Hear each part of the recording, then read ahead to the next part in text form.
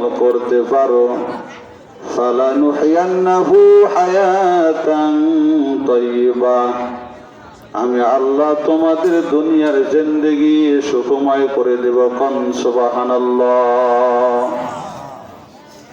ওয়ালানাজিজিয়ান্নাহুম আজরুহুম বিআহসানি মা কানু ইয়ামালুন। শুধু তাই না বান্দা, এই নেক আমলের বিনিময় আমি আল্লাহ পরকালে অকল্পনীয় অভাবিনসীর শান্তির জায়গা জান্নাত দান করব। কোন সুবহানাল্লাহ।